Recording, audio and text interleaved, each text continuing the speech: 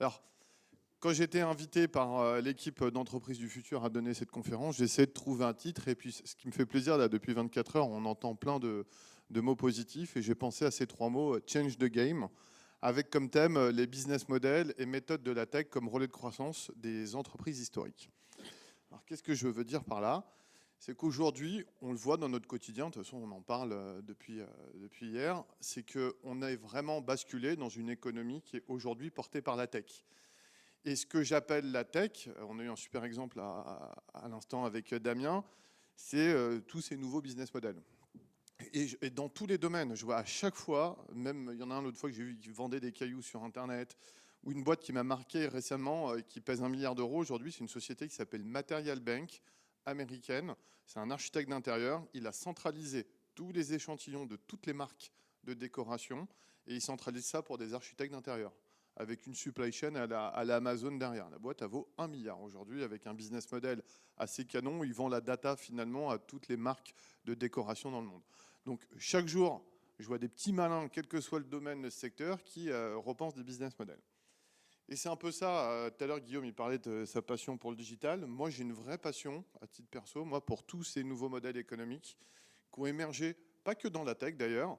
J'en ai même fait une émission là, qui s'appelle Méthode to Scale, où d'ailleurs chaque mois on va interviewer deux CEO qui pour nous ont marqué. Alors, peut-être certains vous les connaissez, par exemple là, j'ai eu Jade récemment qui a changé un peu les règles du jeu sur le métier des ascenseurs. J'ai eu le patron d'Aramis Auto, qui est peut-être une marque que vous connaissez plus, qui vend de l'occasion. Et j'ai vraiment essayé de comprendre derrière, ça veut dire quoi la tech aujourd'hui dans ces business models? C'est des nouvelles méthodes d'exécution, c'est une nouvelle culture, c'est souvent aussi des nouvelles compétences, des nouveaux métiers, un esprit un peu geek dans le bon sens du terme, hein, c'est pas juste manger des pizzas derrière un ordinateur. Et c'est là où j'ai un vrai déclic par rapport à cette passion. C'est que je me suis dit, d'un côté, on a une chance incroyable en France quand même d'avoir deux super écosystèmes. D'un côté, on a notre écosystème de PME, ETI historique que vous incarnez parfaitement, hein. Souvent des entreprises qui sont sur le territoire. Pour certaines d'entre elles que je connais, ils font même vivre localement quasiment tout l'écosystème de la ville. Et puis de l'autre côté, on a cet écosystème tech, on va pas se mentir en France, qui est quand même assez encore parisien, même si maintenant, Euratechnologie, on est un parfait exemple, commence à se délocaliser en région. Et une histoire qui m'a marqué, comme ça j'illustrerai par un business case. Un de mes potes à moi reprend un groupe familial qui est dans les Alpes-Maritimes, qui s'appelle Massa Autopneu. Typiquement, les grosses familles locales, pas très connues, plutôt discrètes, mais bien, ils sont bien comme il faut, quoi. Et c'est le premier revendeur de pneus en France. Personne ne le sait. Donc le fils reprend l'aventure. Son père ne va pas lui faire cadeau non plus d'une boîte qui fait 200 millions d'euros de chiffre d'affaires. Et ce qu'il fait, et c'est là où j'ai eu un vrai déclic, j'ai dit c'est canon, il crée un nouveau modèle à côté qui s'appelle Avatacar, avec une expérience client assez novatrice dans la vente d'entretien en ligne de la voiture, en allant voir des garagistes indépendants partout en France, en disant à chaque fois qu'il y a quelqu'un qui va acheter une pièce détachée sur ma plateforme à moi, c'est toi, garagiste de proximité, qui va la monter et je t'achète ton prix à X euros de l'heure. Ok, jusqu'à la canon. Mais il a réussi à faire Avatacar une success story parce qu'il avait utilisé les innovations et les assets que le papa et l'oncle avaient développés, à savoir une supply chain juste incroyable, qui est à Beaune, qui fait 6 000 mètres carrés et qui est capable d'envoyer en 24 heures des pièces détachées partout en France. Sans ça, il pouvait toujours s'amuser à faire un Avatacar. Et c'est là où j'ai eu un vrai déclic en me disant, mais avec les assets de nos entreprises historiques, leur savoir-faire, plus tous ces nouveaux business models et méthodes de la tech, si on combine les deux ensemble, c'est sûr qu'on va créer des champions. Et c'est comme ça que moi d'ailleurs j'ai fondé mon projet, j'appelle ça vraiment un projet avec un gros P majuscule, que j'ai appelé X-Makers. Il y a 2 ans, on parle beaucoup de BPI aussi depuis hier, en tout cas chapeau à un peu comment ils ont retourné la marque, ils en ont fait une marque en tout cas très puissante. Et il y a 2 ans, on se rencontre, alors le hasard non, parce que j'ai provoqué un peu ma chance, mais je tombe dans le bureau de quelqu'un qui s'appelle Guillaume Mortelier, qui était l'ancien dirigeant de la partie conseil là, de BPI, que je découvre d'ailleurs en même temps. Je ne savais même pas qu'ils avaient une activité accélérateur. Et puis je lui explique ma vision, comme je l'avais expliqué il y a 4 ans, tu te rappelles, à toi, Guillaume et Laurent Fier, je m'en souviens, où c'était normalement j'aurais à peu près satellisé n'importe qui à cette période-là. Et je lui dis, ouais, écoute, il y a plein d'entrepreneurs de la tech, ils ont fait des super business models incroyables, ils veulent s'investir aussi auprès de dirigeants de PME ETI aujourd'hui. De l'autre côté, on a des ETI PME, et je ne compare pas un modèle A et B, hein, qui ont des savoir-faire. Est-ce qu'on n'aurait pas moyen d'aller faire un vrai projet ensemble? Et c'est comme ça qu'on a donné naissance à l'accélérateur Néo, il y a 2 ans, on est parti d'une feuille blanche, et c'est vraiment, d'ailleurs, c'était une vraie aventure entrepreneuriale entre nous, plus les équipes de BPI. Et l'idée derrière Néo, c'était de se dire, on va créer un programme avec les meilleurs entrepreneurs. On s'inspirait beaucoup des modèles de Startup Studio en se disant, on va aller créer ces nouveaux leviers de croissance dans nos ETI et PME historiques, en s'appuyant de leurs forces et en allant chercher ces nouvelles méthodes et business models qui viennent plutôt du monde de la tech. Et on va essayer de combiner les deux. Et le programme est assez pragmatique et inspiré de ce que j'ai vu dans les startups. On va craquer cette vision de ce nouveau modèle économique. Et je trouve que l'exemple qui a été cité sur les machines de patates ce matin avec l'intégration de l'IA est un très bon exemple. 2, on va aller tester le marché sans forcément avoir fait de développement. Alors ça, c'est des méthodes un peu de Zorro, méthode startup. On va vendre avant d'avoir développé, mais au moins c'est bien, on a des insights si oui ou non la proposition de valeur fait sens. Et puis 3, dans ce qu'on voit aujourd'hui, puisqu'on a un peu plus d'1 an de recul maintenant sur ce programme-là, on commence à arriver à des créations de spin-off. Donc pour nous, c'est une vraie victoire. C'est-à-dire que on n'est pas en train de changer le modèle historique de l'entreprise, on est en train de créer vraiment des nouvelles marques, des nouvelles équipes, voire même faire venir des CEO externes qui ne sont pas forcément cœur business de l'entreprise. Et derrière ce programme-là, les ingrédients qu'on a voulu y mettre, même nous, moi j'ai un ADN où j'ai dit, si demain on veut créer ces nouveaux leviers de croissance, il faut qu'on bosse 100% qu'avec des entrepreneurs et des gens qui ont fait, pas des gens qui vont dire il n'y a qu'à Faucon, on veut des gens qui ont mis un peu les mains dans le cambouis. Donc derrière ça, il y a eu un écosystème d'investisseurs qui a été mobilisé. D'ailleurs, c'était quand, le 27 novembre, une première journée a été organisée par les équipes de BPI entre ceux du programme et des fonds d'investissement et tout l'écosystème un peu de financement BPI. Excusez-moi. J'étais levé à 5h du mat par une sirène parce que le chef d'hôtel avait fait brûler des saucisses dans le micro-ondes. Il s'est fait des copains, ça je peux vous assurer, dans l'hôtel. C'était la star ce matin, au petit déjeuner. On a mobilisé des CEO aussi à succès, vraiment. Et alors ça, c'est un truc qui est top. Et je vais vous citer 2-3 profils derrière, mais incroyable de voir comment aujourd'hui notre écosystème entrepreneurial se mobilise pour créer de la valeur aujourd'hui. Et ça donne naissance d'ailleurs même à des belles amitiés dans certains cas. Et puis il y a un programme de type Startup Studio, mais bon, ça j'en ai dit quelques mots. Et quand je dis des entrepreneurs, voilà, ce qui est cool, c'est que de voir certains qui ont changé les règles du jeu dans leur domaine aujourd'hui s'impliquent aussi auprès de travailler avec d'autres entrepreneurs pour essayer d'imaginer ces nouveaux leviers de croissance, cette nouvelle façon de changer les règles du jeu. Et quand je dis changer les règles du jeu, on n'est pas tous des Elon Musk, il y en a un tous les 10 ans. Je dis déjà à son échelle, on peut changer, twister un peu la façon de faire du business. Peut-être qu'une boîte qui prenait des rendez-vous avec des médecins depuis une dizaine d'années aurait pu inventer le Doctolib. C'est pas impossible, c'est ça que j'essaie de dire. Quelques exemples de personnes qui on a mobilisées sur le programme. Par exemple, Ariel, ex-DG d'Ippon, il vendait de l'huile pour moto. Super sexy, hein, à l'ère de l'électrique.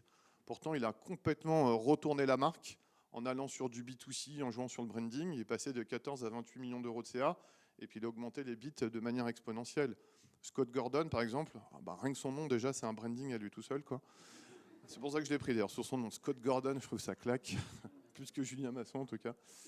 Voilà, il a monté deux scale-up et à 25 ans, il montait un Shadow Comex au groupe Accor avec Sébastien Bazin, je crois, le PDG du groupe. Pierre Lévy, là, qui vient d'intégrer récemment en tant que, pareil, le programme. Il a monté une start-up, il fait toute la livraison des produits à Rungis sur un seul camion. Il fallait y penser. Derrière, il y a quand même pas mal de technologies de supply chain. Il a revendu récemment et pareil. Donc, c'est cool, en tout cas, derrière ça, il y a une vraie aventure entrepreneuriale. Et ça, c'est une conviction que je défends, c'est pour ça que je suis là aujourd'hui, c'est que je pense que les assets, les innovations de nos entreprises historiques, combinées à ces nouveaux modèles et ces méthodes de la tech, on peut créer des choses absolument incroyables. Avant que je passe la main à Philippe, 2-3 exemples. Sésame, leader de l'agencement français, 70 millions d'euros. Leur asset, leur innovation, c'est qu'ils ont énormément de data sur ce qu'ils appellent des ouvrages paramétriques. Une banquette est un ouvrage paramétrique. Bing, on crée une nouvelle marketplace pour des professionnels où on est capable de chiffrer de manière instantanée un ouvrage paramétrique. Ça donne naissance à Sésame. Lizzie Airwell, il fabrique des pompes à chaleur depuis 10 ans, marque historique. Il disrupte le marché du B2C avec un service de rénovation énergétique global parce qu'il a l'expertise, les métiers et toute l'ingénierie financière. Je ne vais pas tous vous les faire, mais voilà, en tout cas, c'est le message que je veux vous faire passer. Donc oui, tu parlais de BFM. Moi, mon exemple, c'est 7 à 8. L'émission, là. Donc je regarde plus. Ah bah oui, ils vous foutent un petit Calogero derrière et puis on est parti, là. Mais en tout cas, En ce moment, je vois qu'il y a beaucoup de choses à créer, à développer. On a une opportunité, c'est pour ça que je suis très humble dans mon discours. C'est pas la tech qui est plus sexy que l'industrie, on s'en fout de ça. Mais les deux typologies d'entrepreneurs ont énormément de choses à s'apporter et peuvent créer de la valeur ensemble. Et puis, on a un super exemple avec Philippe et je te passe la main. Merci Julien. Non, c'est pas mal comme énergie pour un gars qui a été réveillé à 5 heures par des saucisses. Bonjour Philippe, ravi d'être parmi vous aujourd'hui. Philippe Marillot, je voudrais vous raconter l'histoire de Vote qui en fait est le fruit de 20 ans d'expérience de patron de site industriel qui m'a amené jusque-là aujourd'hui et à reprendre, tout a commencé en 2019 où je reprends l'entreprise Vota, qui est une entreprise, une PME dans toute sa splendeur, une entreprise d'une cinquantaine de personnes qui existe depuis bientôt 150 ans l'année prochaine, dans la transformation des métaux, découpage, emboutissage, tôlerie fine, etc., pour un tas de secteurs d'activité. Société qui marche très bien, qu'on continue à développer. Et puis à un moment donné, notre chemin de cette PME croise Exotech, que vous connaissez peut-être en Haute-France, qui est notre licorne du coin. Deux petits jeunes qui viennent nous voir pour nous parler de leurs pièces et de leurs besoins en pièces métalliques. On travaille vraiment ensemble avec nos équipes techniques, avec notre BE. Imaginez une société de 150 ans qui se challenge pour aller à la vitesse d'une start-up. Et on y arrive, on se surprend mutuellement. Nous, à réussir à aller à cette vitesse-là et à les servir correctement et voire même à devancer leurs besoins et à vraiment aller très loin dans la coopération avec eux. Et puis eux, évidemment, à nous challenger régulièrement, mais on a vraiment fait des prouesses ensemble qui nous amènent, un an après, à prendre tout le marché des pièces métalliques pour Exotech, qui nous avoue, une fois qu'on a signé le contrat cadre, qu'on leur a fait gagner 30% sur leur coût d'avant. Tout ça en coopérant et en discutant vraiment entre équipes. Donc ça m'a interpellé, j'ai voulu aller plus loin et BPI est arrivé à ce moment-là parce que BPI fait partie de mon écosystème depuis le début et c'est vraiment, comme disait Julien, un outil puissant. Et donc j'ai eu l'occasion d'intégrer l'accélérateur NeoPivot à ce moment-là. Et merci Camille d'être présente aujourd'hui et merci de nous accompagner vraiment et de mettre en musique cet outil très puissant. N'hésitez pas à aller la voir parce que là, il y a un vrai outil. Voilà. J'ai dit on va profiter de cet accélérateur pour aller regarder ce que me dit Exotech, là, cette coopération qui s'est bien passée. Et en fait, ce que me disait Exotech en même temps, c'est nous, on a un vrai caillou dans la chaussure aujourd'hui.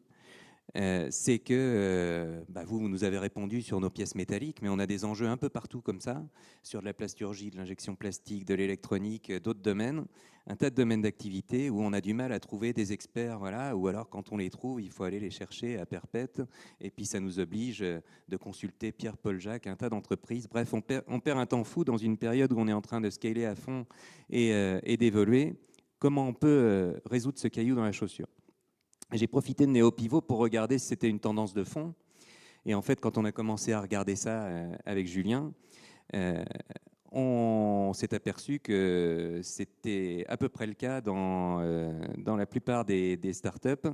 Il y a eu une étude BPI l'année dernière sur le sujet d'ailleurs, où 70% des startups deep tech disent avoir un problème au moment de scaler et de passer de l'échelle de proto à l'industrialisation. On n'arrive pas à trouver les partenaires qui vont bien, à tel point que pour 60% d'entre elles, elles disent on a dû aller les chercher très loin, donc pas terrible au niveau environnemental, circuit court, relations compliquées, et puis ça ne fait pas sens sur notre territoire auquel on tient. Donc on est allé challenger tout ça avec Julien, regarder cette tendance, et on s'est rendu compte qu'effectivement, ces startups deep tech avaient un vrai besoin de solutions très complexes qui faisaient intervenir de l'IA, de la robotisation, des systèmes faisant appel à plusieurs expertises, et qu'elles avaient besoin d'un guichet unique qui leur permette très vite d'avoir au moins un chiffrage rapide des solutions dont elles avaient besoin et de faire appel à des top guns de chaque activité pour aller chercher les meilleurs dans chaque domaine, sans perdre du temps à devoir consulter, recevoir les devis, analyser, etc. On est allé regarder ça et je me suis dit, tiens, peut-être que mon écosystème industriel depuis une vingtaine d'années, les gens que je connais pourraient nous servir là-dessus. On travaille avec Julien, il a donné la méthode tout à l'heure et les différentes étapes. Et on construit cette plateforme on-demand qui s'appelle Vote avec les startups impliquées, hein, qu'on est allé voir, consulter, et qui nous ont aidés à résoudre leur pain point et à débloquer tout ça. Et donc, on a créé cette plateforme qui permet, en un seul clic, à la startup en question de dire, voilà, moi, je ne raisonne plus petit sous-ensemble, je raisonne sur mon ensemble complexe dont j'ai besoin. Je vais aller consulter une plateforme qui va me permettre, avec une solution de chiffrage très puissante que vous connaissez peut-être, qui s'appelle Fabera, qui a eu le prix de l'innovation au dernier salon Global Industrie, Arthur Jacquemet, un chiffrage très rapide de ma solution globale, mais au-delà du chiffrage, la possibilité derrière d'aller produire en s'adressant à un seul interlocuteur. À charge pour moi derrière d'avoir évidemment les partenaires qui vont bien sur la partie découpe, emboutissage, tôlerie, plasturgie, électronique et autres. Ça, c'est mon problème. Donc, on a travaillé là-dessus avec ces startups. Effectivement, on l'a testé il n'y a pas très longtemps, c'était le 27 novembre, Julien l'a dit, devant un public de startups à l'occasion de cet événement BPI. Et ça m'a conforté, ça nous a conforté dans la pertinence de cette solution. Avec évidemment autour de tout ça, on en a parlé un peu ce matin, la protection des données, puisque en fait l'outil de chiffrage va aller chercher de la data un peu partout pour regarder s'il y a des projets approchants et permettre à la fin un chiffrage rapide de tout ça. Évidemment, les startups auxquelles on s'adresse sont des startups deep tech avec de l'innovation de rupture, etc. On protège l'intelligence technique, technologique de tout ça, et juridiquement. Et donc, l'objectif, c'est de devenir demain, voilà, le Deliveroo de la pièce complexe, avec en un seul clic la solution qui est apportée à ces startups pour leur permettre de se concentrer sur l'essentiel, c'est-à-dire leur croissance, leur évolution et voilà, donc c'est assez nouveau pour moi qui ai toujours dirigé des sites industriels et comme disait Julien, des PME, tout ce qu'elles ont de plus classique. C'est évidemment très enthousiasmant aussi, à la fois pour un entrepreneur de se challenger au regard de la tech et d'intégrer de la tech dans tout ça. Pour mes équipes aussi, ça les motive beaucoup parce que voilà, on rentre dans une autre dimension. Et puis, pour finir, comme le disait Julien, c'est avant tout, et comme d'habitude, des aventures humaines, tout ça. Donc, tous les partenaires qui sont impliqués dans ce projet sont aujourd'hui très liés et on a des relations amicales aujourd'hui. Et donc, voilà, on est tous là pour dire si on met de la tech dans la fab, ça marche, ça peut marcher. Nous, dans la fab, on maîtrise la production, la tech maîtrise l'innovation. Comment on fait pour se mettre ensemble et créer vraiment des leviers de croissance collaboratifs. Merci à vous deux, Philippe et Julien.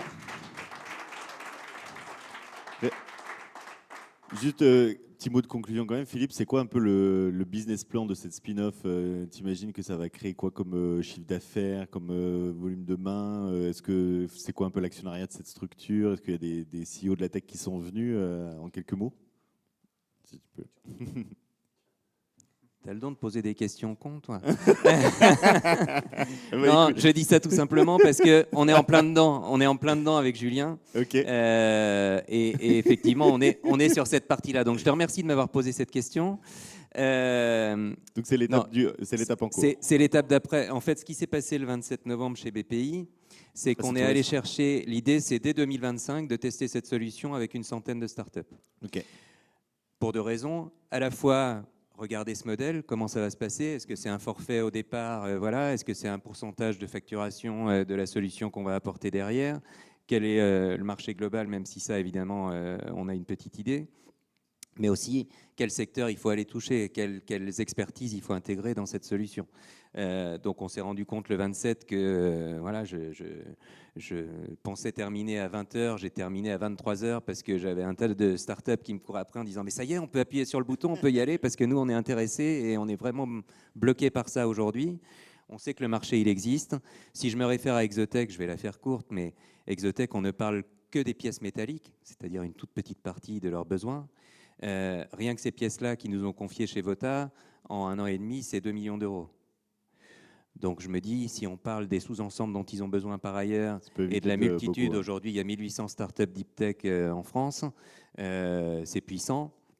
Et les investisseurs l'ont bien compris, puisque aussi ils m'ont couru après la journée du 28. Donc visiblement, il y a quelque chose, mais c'est un peu tôt pour répondre à ta question.